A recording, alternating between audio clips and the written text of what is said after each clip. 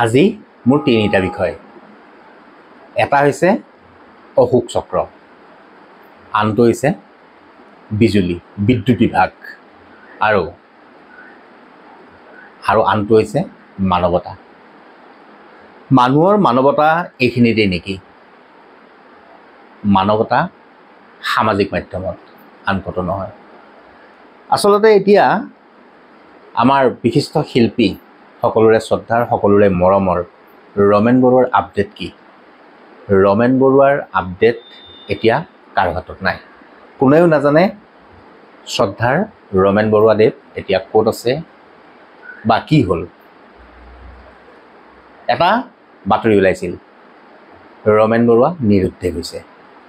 চাৰিওফালে হাহাকাৰ লাগিছিলে, সকলোফালে হাহাকাৰ।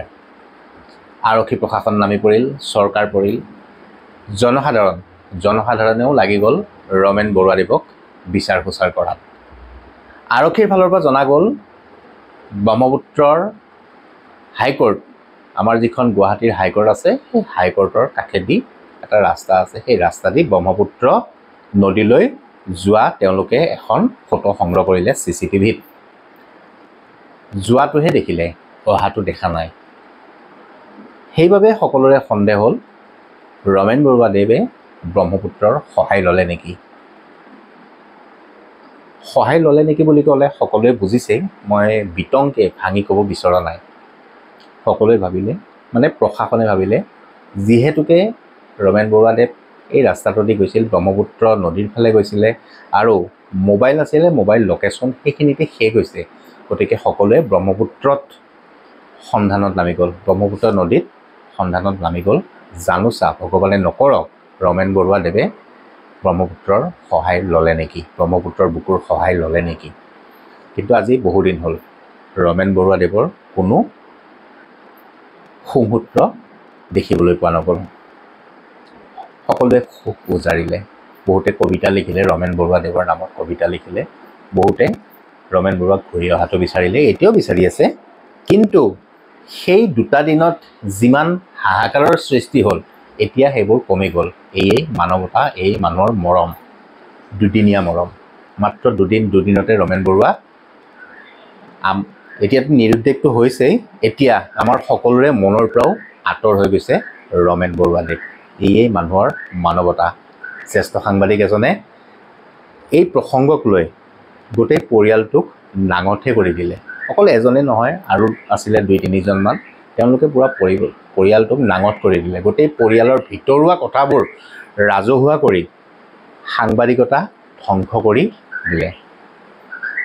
সকলো কথা বিতংকে কৈ দিলে। কিন্তু এইটো এথিক্স নহয়, সাংবাদিকৰ এথিক্স নহয় ভিতৰুৱাকৈ গোটেইখিনি কৈ দিয়াটো, নাজানাকে অন্যৰ কথা শুনি। তথ্য প্ৰমাণ লাগে, হয়তো তথ্য প্ৰমাণ দাঙি ধৰিব পৰা নাছিল। ঘৰৰ পৰিয়ালেও বেয়া পালে, সংবাদ মাধ্যমক বেয়া পালে, ৰমেন বৰুৱাদেৱক ভাল পোৱা কিছুসংখ্যক মানুহে সংবাদ মাধ্যমক ভালো পালে, কিছুমানে বেয়াও পালে। যুদ্ধ এখন চলি গ'ল, সাংঘাতিক যুদ্ধ, ৰমেন বৰুৱাদেৱক লৈ এখন সাংঘাতিক যুদ্ধ। কিন্তু ৰমেন বৰুৱাদেৱ আজিলৈ নিৰুদ্দেশ হৈ আছিল। যোনদিনা নিৰুদ্দেশ হৈ আছিল, আমাৰ অফিচতো খবৰটো আহিছিল। তেতিয়া মই মোৰ সতীৰ্থ এজনক কৈছিলোঁ যে ৰমেন বৰুৱাদেৱক ব্ৰহ্মপুত্ৰ নদীত বিচাৰি লাভ নাই, ৰমেন বৰুৱাদেৱক বিচাৰিব লাগিব, তেওঁৰ কোনো বন্ধু। মই ফেচবুকত আপডেট দিয়ে আছোঁ, যিকেইটা আপডেট দিছোঁ গোটেইকেইটাতে মই কৈছোঁ ৰমেন বৰুৱাদেৱ এনেকুৱা এজন মানুহ, এইটো খুব যিটো আমি শুনিলোঁ, বহুতৰ মুখতে শুনিলোঁ, মই যিজন সাংবাদিক কৈছিলোঁ তেখেতৰ মুখতো শুনিছিলোঁ, পৰিয়ালকেন্দ্ৰিক এটা সংঘাত লৈ পেলাই ৰমেন বৰুৱাদেৱ ওলাই গৈছে। এইটো এটা সৰু ঘটনা, কিন্তু ইয়াতকৈ ডাঙৰ বিপৰ্যয়ও আহি পৰিছিল ৰমেন বৰুৱাদেৱৰ মনত বা ৰমেন বৰুৱাদেৱৰ দেৱলৈ। কিন্তু তেতিয়াও তেওঁ ব্ৰহ্মপুত্ৰৰ সহায় লোৱা নাছিলে। সেইকাৰণে মই পূৰা আশাবাদী যে ৰমেন বৰুৱাদেৱে যিমানেই সংগ্ৰাম নকৰক কিয়, সংঘৰ্ষ নাহক কিয়, ব্ৰহ্মপুত্ৰৰ সহায় নলয়। মই মোৰ সতীৰ্থ সাংবাদিকক কৈছিলোঁ যে আমি ব্ৰহ্মপুত্ৰত বিচাৰি নাযাওঁ, আমি যাওঁ কোনোবা তেওঁৰ বন্ধু আছে নেকি, বন্ধু মহলৰ ওচৰলৈ যাওঁ, হয়তো সংগোপনে ক'ৰবাত লুকাই থাকিব পাৰে। এতিয়াও মই আশাবাদী ৰমেন বৰুৱাদেৱ আছে। মাজতে মই ফেচবুকত পষ্টটো দিছোঁ, গুৱাহাটী মহানগৰীৰ প্ৰতিটো CCTV নিৰীক্ষণ কৰক, ৰেলৱে ষ্টেচনৰ CCTVবোৰো নিৰীক্ষণ কৰক, জলৈকে যিদৰে গুৱাহাটীৰ বাহিৰত যাব পাৰে ঠিক তেনেকুৱা ধৰণৰ CCTVবোৰ নিৰীক্ষণ কৰক। জনসাধাৰণে যিসকলে নৰেন বৰুৱাদেৱক ভাল পায় তেওঁলোকেও তেওঁলোকৰ ঘৰৰ CCTVবোৰ সেই উক্ত দিনৰ পৰা আজিলৈ চাওক।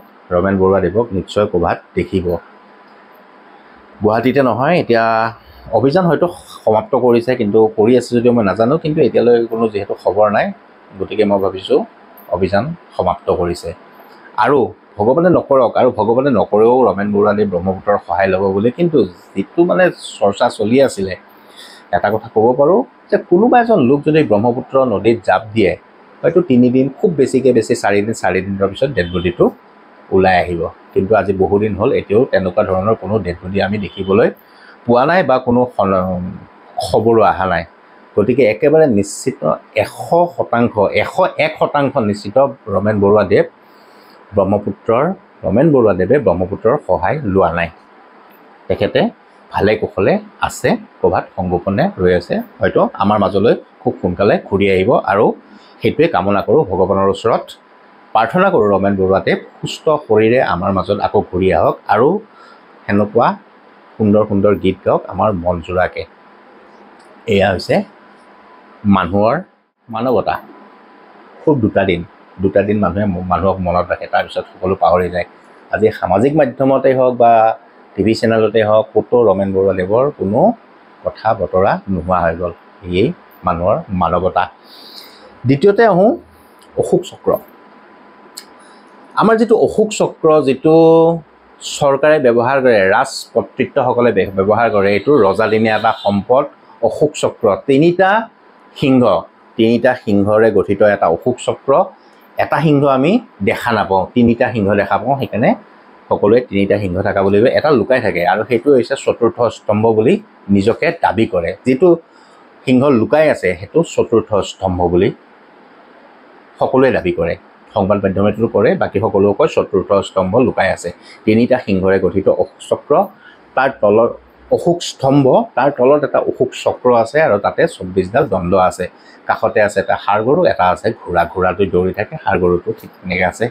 সেই স্তম্ভটো যিটো কমপ্লিট ছেটআপটো, এই গোটেই ছেটআপটো ৰজাই ব্যৱহাৰ কৰে। আমাৰ ৰজা কোন? আমাৰ ৰজা হৈছে সন্মানীয় ৰাজ্যপালজন, সন্মানীয় মুখ্যমন্ত্ৰী।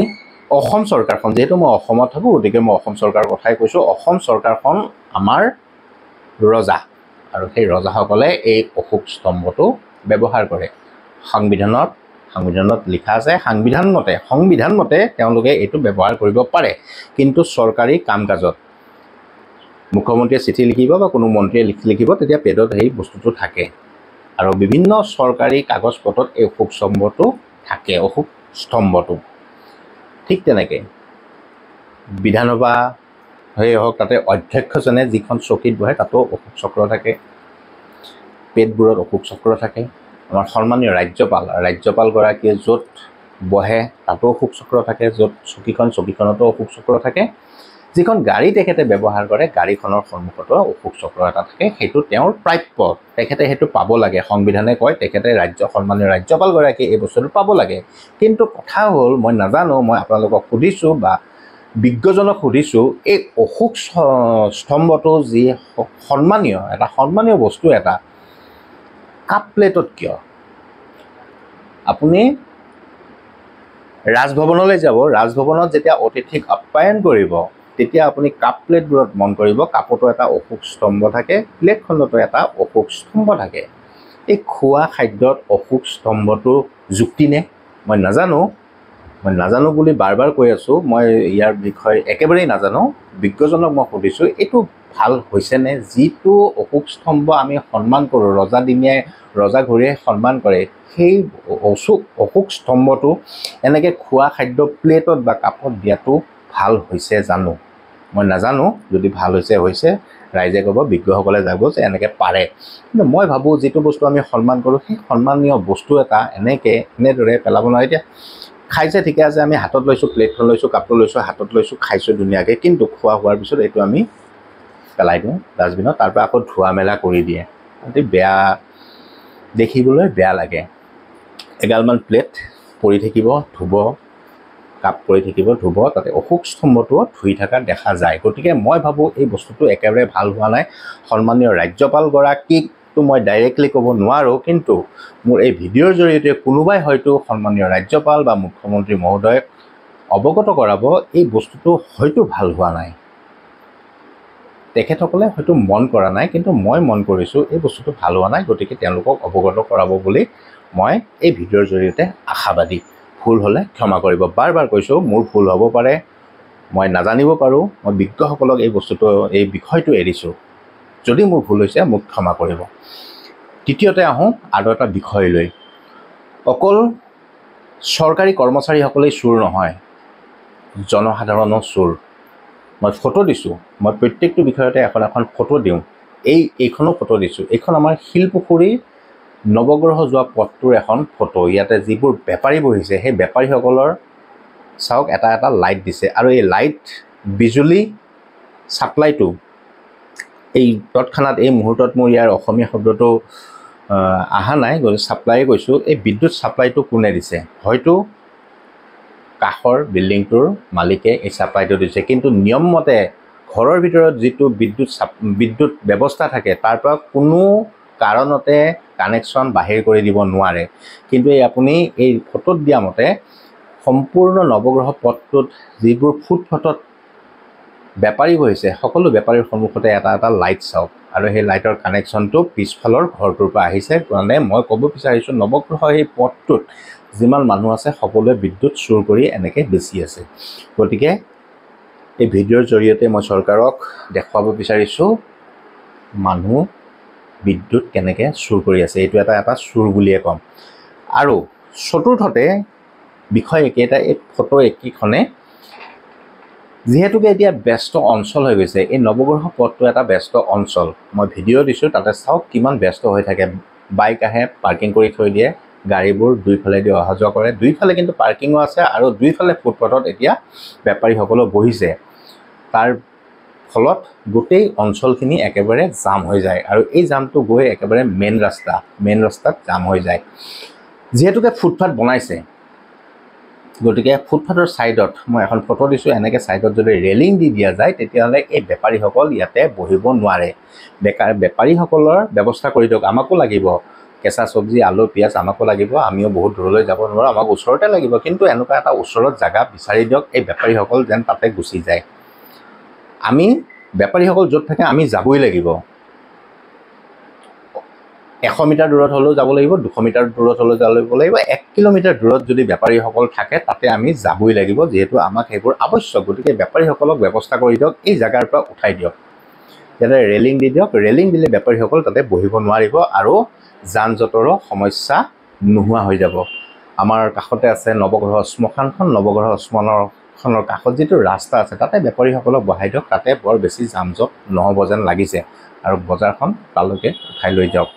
যিহেতুকে বেপাৰীসকলৰ পৰা GMCয়ে মাজে মাজে পইচা তুলি থাকে, বৈধ বুলি।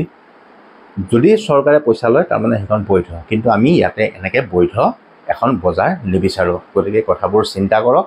মই এই চাৰিটা বিষয় আজি এই মোৰ ভিডিঅ'ৰ জৰিয়তে উত্থাপন কৰিলোঁ। সন্মানীয় মুখ্যমন্ত্ৰী, সন্মানীয় ৰাজ্যপালৰ বিষয়েও ইয়াতে আছে।